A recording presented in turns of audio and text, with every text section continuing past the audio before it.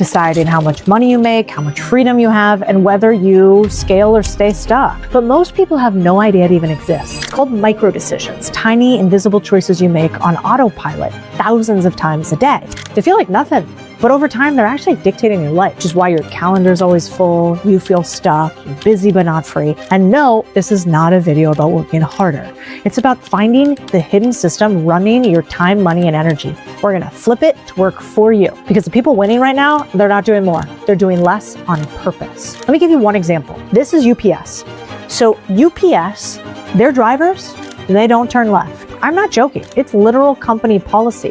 They redesigned their routing software to avoid left turns to save time at lights. And that saved over 10 million gallons of fuel. That cut 100 million miles off driving and added $1 billion to their bottom line. One micro decision multiplied thousands of times. So where is your $1 billion decision? Let's break this down. Chapter 1, what are the micro decisions? Why should you care? Imagine your life as an airport. You've got somewhere important to be. Freedom, money, time back, whatever your destination is.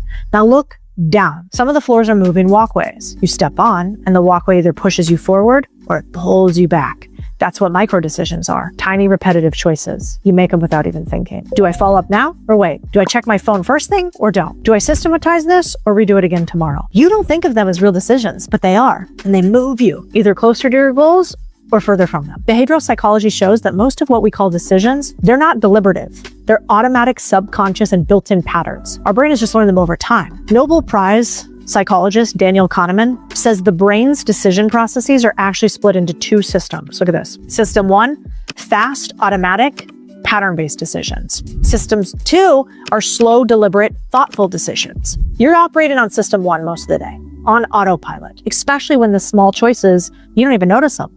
That's why these feel invisible. Most people don't even register these as decisions, but they are. And they're dictating your outcomes, whether you realize it or not. One popular stat says we make about 35,000 decisions per day, and the majority automatic, not conscious. So here's the question. Are your micro decisions pulling you forward or dragging you back? Chapter 2.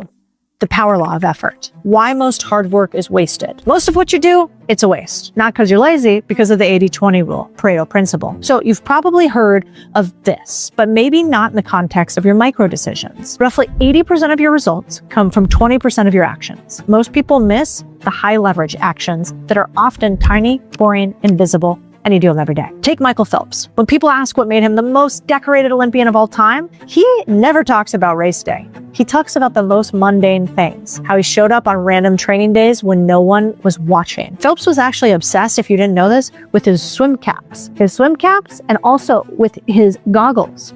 He was so obsessed with them and worried about every downside consequence. One of his micro decisions is every time he swam with his eyes closed because he just thought, what if one time my goggles don't work? He says it's not about excellence every 4 years. It's about how excellent you are right now on a Friday afternoon. Are you going through the motions or doing something to get better? That's Pareto at work. It wasn't one heroic swim. It was him deciding to shave every inch of his body before he got in the pool. That is a micro decision that he repeated every single time. A tiny percentage of his daily choices produced an Olympian. So in your life, small decisions done consistently, well, there are a few that actually matter. And I want to drill down even further into that. 20% of the 20%, so just 4% of what you do, might be driving over 60% of your results.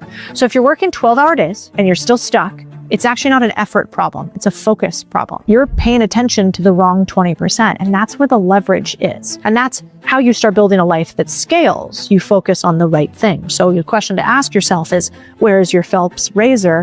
Where can you swim with your goggles full and your eyes blind? Number 3, what happens if you ignore micro decisions? It's not just that you're missing a bunch of upside, there's actually a bunch of downside, like the 23-minute tax. So this is interesting. Research shows it takes up to 23 minutes to fully refocus after just one interruption. And let's be honest, how often are you checking email, Slack, notifications? Most people, they check it 20 to 30 times a day. That's not multitasking. That's a full day of productivity wiped out by context switching. How many times have you thought, I'm just gonna check something real quick, and found yourself down an Instagram K-hole? Every one of those moments is a tiny leak in your ability. It's a tiny leak in your focus. And they're draining your bank account too. It's actually not the $8 coffee everybody's yelling at you about, including me sometimes. It's the 15 times you didn't think twice to distract yourself. Studies are actually fascinating. They show the average person spends $314 a month on things they don't even remember buying. That's $4,000 a year. And we spend more when paying is easy. That's like the real problem with how they're stealing money from you right now is frictionless financial spending. So it's not even a budgeting problem. It's that you open up the app and you can double click on Instagram to get something straight to you. And the same thing with Amazon. So the pattern is shaped actually by your defaults, your micro decisions. And because they're small, you don't notice it. You wake up a month from now wondering, where did my money go? Why does it feel like I'm always behind? And these decisions are either going to help you make money or leak them. Like, for instance, instead of those micro decisions where you give all your money to Mark Zuckerberg, who I think he's doing fine, he doesn't need it, you instead set up your automatic savings so that you're not spending all the time. You take out your 10 to 30% before you make a single dollar for fun or spending activities, and you auto make sure that you invest it in something like Wealthfront. That is a micro decision that is for the positive. Chapter 4, real stories, real results. So micro decisions might sound small, but let's look at how big these could be. Like, for instance, Southwest Airlines, they only fly one type of plane. Do you know that? Boeing 737. Why? Same plane means the same training, same maintenance, faster turnarounds. Most airlines, they have a ton of different models. So other airlines have to have different engineers, fleets, complexity. Southwest was like, nah, we're going to pick one plane.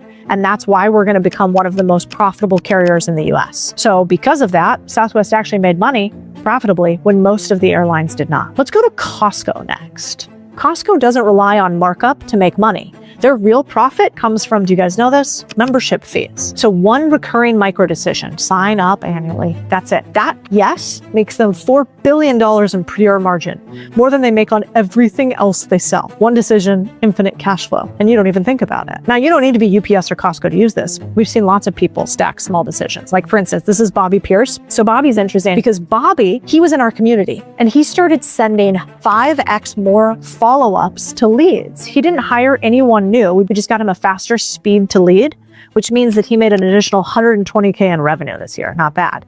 Or Jemmy Murray, who had a micro decision to offload sales using AI and led to $922K in new revenue. Remember, this isn't about a big breakthrough. It's about finding one decision that matters to you, locking in and letting it work every day without you. That decision to not get in the way of the leads and just allow somebody to respond immediately. Yeah, that might be one decision once, but look how they compound. Now, you can have the best destination, but if you drift 1% off course every day, you're in a different city by the end of the month. One of the first real decisions you make when starting a business is your domain. It is the foundation everything else builds on. Grab your domain name early. Seriously, it's one of those 5-minute moves that pays off forever. But the problem, most good .com names are gone. So you end up with something like besthvacsolutions93.com. That's why I like .online domain. You can get the name you want, like Cody.online. And in a world where trust is everything, that's leverage. So if you've been putting it off, go grab .online domain now before someone else does. We'll drop a link below. Chapter 5, the micro framework. So this is how you take all these ideas and you put them into action right now. I use this 5-step filter. It starts with M, which is notice the moment. Ask, why does this feel harder than it should? Why am I doing this again? You're replying to the same client question for the 3rd time this week. That frustration you feel, that's not bad luck or bad energy. That's micro decisions hiding. Friction is a signal. I, identify the lever. Ask, what's one step that repeats? What's the smallest change with the biggest payoff? You keep rescheduling meetings because people don't show up prepared. The lever isn't better meetings. It's sending an agenda template before every call. It's making sure that they understand what the value is when they get on. Repetition equals leverage. C is constrain or cut. Can I remove this? Can I automate that? Can I set a rule so I never have to decide this again? You waste 15 minutes every morning deciding what to work on. So you set a rule. No email before 11 a.m. One priority task first. No debate, no willpower. Fewer choices, more freedom. And then R, reinforce what works. Ask, did this save time, money, or energy? Can I lock this in as a default? You batch meetings into 2 days, suddenly you get Fridays back. That's what I do, but I do that with Tuesdays and Thursdays. So you don't experiment anymore, you make the rule, which means wins only matter if you keep them. So you want to offload them forever. Oh, ask, can I delegate this, template it, or delete it permanently? Let's say you're asking the same onboarding questions every week. Record a loom, drop it in a doc, never explain it again. Every system is a silent employee. Think about that for a second. Every system you have is a silent employee working for you. This isn't about massive life overhauls. It's catching one annoying moment, turning it into a smart rule, letting it compound, maybe even using AI to do it. Chapter 6, positive versus negative micro decisions. Auto-saving 10% of every paycheck, setting a recurring gym schedule, replying kindly even when annoyed, scheduling deep work blocks, prepping meals once a week, reviewing bank accounts on Sunday. Any of these is a micro decision that's negative. So have more positive, less negative. Chapter 7, why this matters now. We're in the middle of a focus crisis. Your brain, your calendar, your money, they're all under attack. Right now, humans used to have a 12-second attention span. Now it's 8. That's less than a goldfish. We have some people saying they're in 31 hours of meetings a week. The work week is only 40 hours. You get 60 to 90 notifications per day, and most employees context switch every 2 to 3 minutes. 92% of you are context switching during meetings. Also, are you context switching during this video? But seriously, those small decisions are actually stealing money right out of your pocket. It's kind of like, the Buddha said, which is be here now. If you can determine how to keep your focus in a world that is trying to steal it from you, you will make more money. So go back through this video, follow the framework, do these small decisions that you know you need to do every day, because those small decisions compound into your millions. Promise. You don't have to be richer, you don't have to be smarter, you don't have to be better looking, you don't have to have a better education than anybody else. You just need to make better small decisions. Oh wait, I want to show you something else. I've been trying to insert more Gen Z alpha terminology, so my team tells me I should say, here's the T, and this is my next idea for you.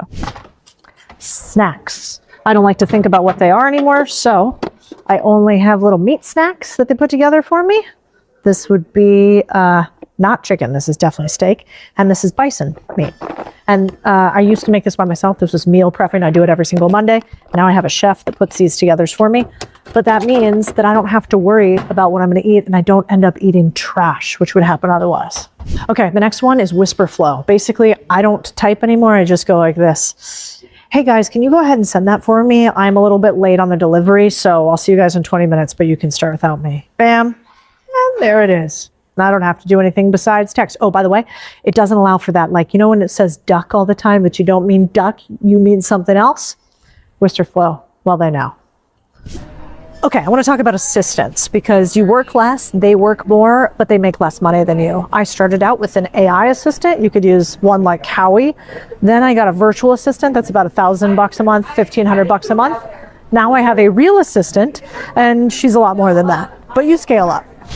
Also, why do all the work yourself when you can use robots? I use Claude Code, and Claude Code basically allows me to make things that are like another agent that can do things for me. So you can check this out right here.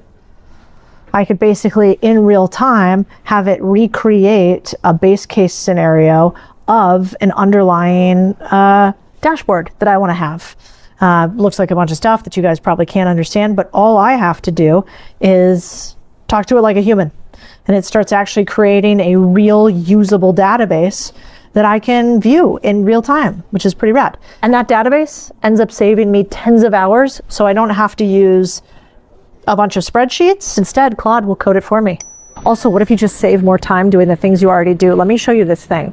So I didn't, my dude built, basically a way for every single meeting. It tracks how many minutes you are behind and how many minutes everybody has to go through during the meeting. So you don't have a bunch of meetings that run overtime with people who are yappers and they yap up all your time. You know what I'm talking about? Not in